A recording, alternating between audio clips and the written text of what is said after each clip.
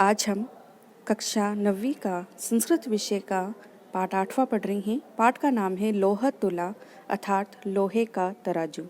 ये पाठ विष्णु शर्मा द्वारा रचित कथा ग्रंथ, उनकी कथाओं का संग्रह है। पंचतंत्र उसके मित्र भेद नामक तंत्र से संकलित किया गया है। पाठ एक कहानी है।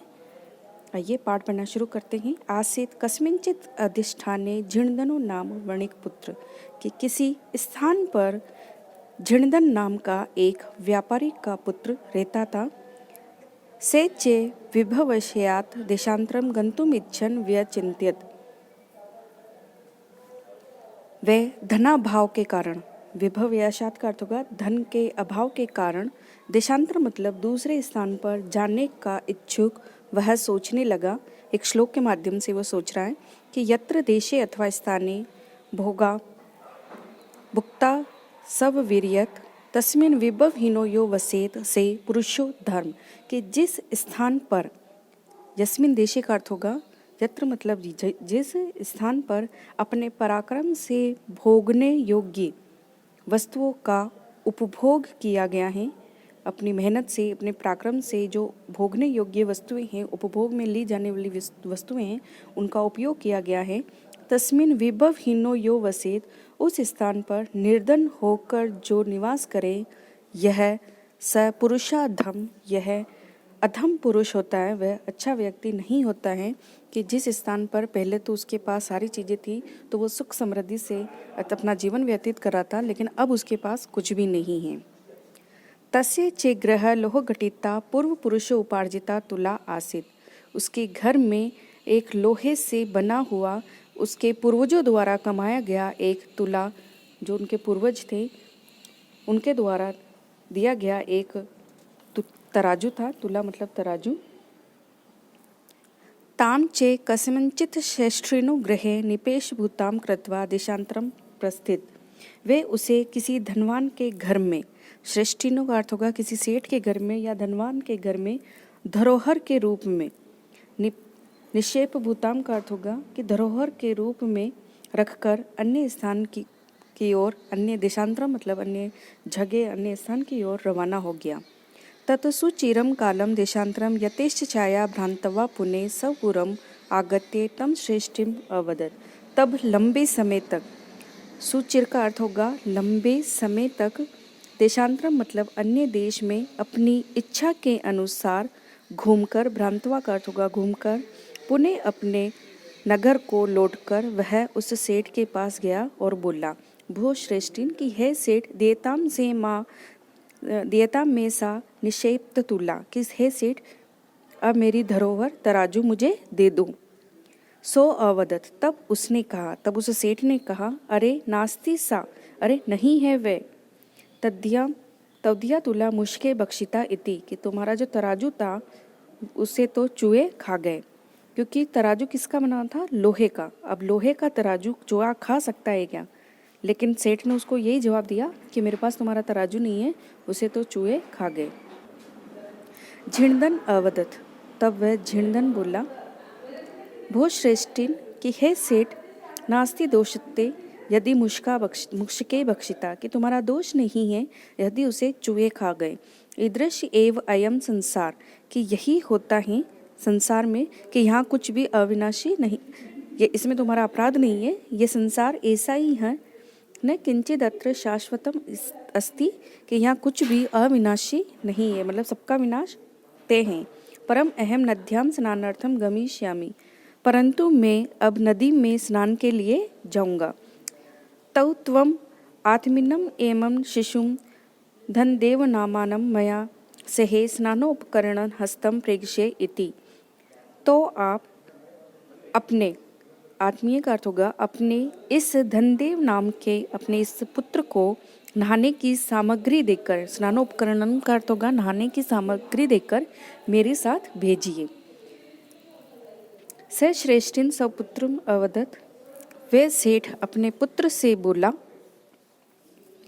वत्स पितृतव्यो अयम तव, कि यह तुम्हारे पिता के समान है, पिता तुल्य हैं। स्नानार्थम यास्यति, स्नान करने के लिए जाना चाहते हैं। तद अनेकम साकम गच, तो इनके साथ ही जाओ। ऐसा उस सेठ ने अपने बेटे को कहा।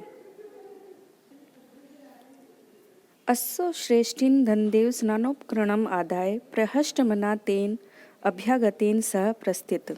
और इसके बाद भी सेठ का बेटा नहाने, जिसका नाम था धनदेव, नहाने की सामग्री लेकर प्रसन्नचित होकर, प्रहष्ट मनसा मतलब प्रसन्नचित होकर, खुश होकर उस अतिथि के साथ रवाना हो गया। तदानुतिष्ठते से वणिकै स्नानं तम शिशुम गिरि गुहायाम प्रविश्य। ऐसा करने पर वे व्यापारी नहाने के बाद, वणिक का अर्थ होगा व्यापारी, नहाकर उस शिशु को, उस बालक को एक पर्वत के, गिरि गुहायाम का अर्थ होगा एक पर्वत की गुफा में, प्रक्षिप्य मतलब रखकर, तद द्वारम बृहत शिल्या आच्छत्य सत्वरम गृहम आगच्छत, और उसके दरवाजे को एक विशाल शिला से, एक पत्थर से ढककर शीघ्र ही आ गया।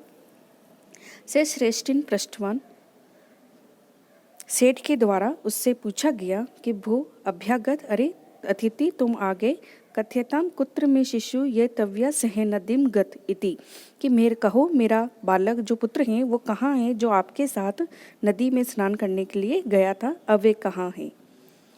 ये पूछा उस सेठ ने उस व्यापारी से। स वदत, तब वे व्यापारी बोला, तब पुत्र नदी तटाम शयनेन हतः इति, कि तुम्हारे पुत्र को, तुम्हारे बालक को नदी के किनारे वह हिंसक, शयनेन का अर्थ होगा पक्षी, शयन मतलब हिंसक पक्षी, बाज, शयन का अर्थ होगा बाज, के द्वारा, हृत्य का अर्थ हो गया ले जाया गया, अपहरण कर लिया गया। श्रेष्ठी अवदत, तब सेठ बोला, मिथ्यावदित, तुम झूठ बोल रहे हो, किम क्वचित शयनो बालम हंतुम शक्नोति, कि क्या बाज बालक का अपहरण करने में समर्थ हैं। तत् सपर्यम समर्पय में सुत, अन्यथा राजकुले निवेदिष्यामि, तो समर्पित करो, तो मुझे दो, मेरे बेटे को मुझे दो, नहीं तो मैं राजकुल में, राजा के दरबार में निवेदन करूंगा, इति मतलब ऐसा उसने कहा। सो कथ्यत, तब वे बोला, वो सत्यवादीन, कि तुमने सत्य ही कहा, कि हे सत्यवादी, यथा शयनेन बालम ने नयति, कि यदि बाज बालक को नहीं ले जा सकता, तथा मुष्का अपि लोह घटिताम तुलाम ने भक्षिष्यन्ति, तो चूहे भी लोहे से बनी हुई तराजू को नहीं खा सकते। तदर्प्य में तुलाम यदि दार्केण प्रयोजनम, तो फिर वो बोला कि यदि पुत्र से प्रयोजन है, दार्केण का अर्थ होगा पुत्र, कि यदि पुत्र से प्रयोजन है, प्रेम है, तो मेरा तराजू दे दो।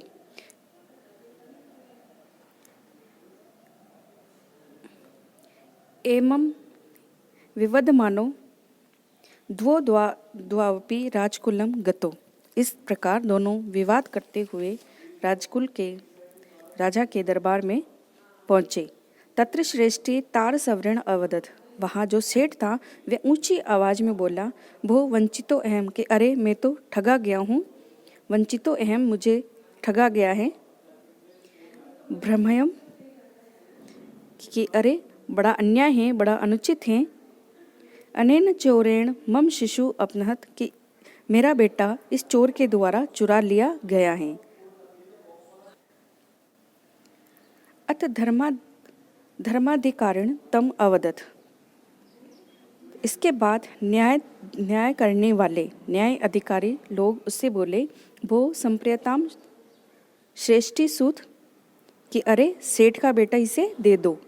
सो वदत, तब वे बोला, कौन बोला, जो व्यापारी था, जिसका तराजू था, तो वो व्यापारी बोला, किम करोमि, क्या करूँ, पश्यतो मैं नदी तटात शयनेन शिशु अपहृत, कि देखते ही, कि मेरे देखते ही देखते बाज द्वारा, नदी के किनारे से बाज के द्वारा ये इसके शिशु को अपहरण कर लिया गया, इति मतलब ऐसा उसने कहा।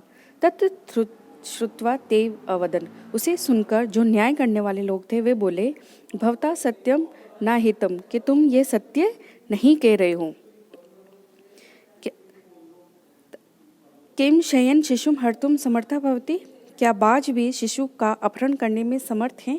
सो अवदत, तब वह बोला, भो भो श्रुताम मद वचन, कि रुकिए मेरे वचनों को सुनिए। तुला लोह, अब एक श्लोक के द्वारा बोल रहा है, तो तुला लोह शस्त्र से यत्र खादंती मुष्का राजतंत्र हयेश शेनो बालकम नात्र संशय। श्लोक के द्वारा वो क्या बोला कि मेरी बात सुनो कि 1000 लोहे सहस्त्र में शस्त्र मिला हुआ है, सहस्त्र मतलब 1000, कि 1000 मतलब तोले से लोहे की बनी हुई तराजू को, तोला मतलब तराजू को यदि चूहे, जहाँ चूहे खा सकते हैं, तो हे राजन, राजतंत्र का अर्थ होगा कि हे राजन, वहाँ तत्र मतलब वहाँ बाज बच्चे को ले जाए, इसमें कोई संदेह नहीं है कि अगर मेरे लोहे की बनी तराजू को अगर चूहे खा सकते हैं, तो अगर बाज अगर बालक को ले जाए तो वहाँ कोई भी संदेह नहीं है। त अप्रश्न, तब वह बोले, कथम एतत्, यह कैसे, तत् से श्रेष्ठिन सभ्या नामग्रे आदित्य सर्वम व्रतांतम न्यवेद्यत। तब उस सेठ ने सभापदों के सामने, जो निर्णय करने वाले लोग हैं उनके सामने संपूर्ण वृतांत को, संपूर्ण घटना का निवेदन किया। तथा न्यायाधिकारिण वहस्य, तब उन्होंने हंसकर, जो न्याय करने वाले हैं उन न्यायाधीशों ने हंसकर उन दोनों को तो द्वपि संबोधिये तुला शिशु प्रदानेन त्रोषितवन्ते, दोनों को आपस में समझा बुझाकर तराजू और बालक को दिलाकर संतुष्ट किया।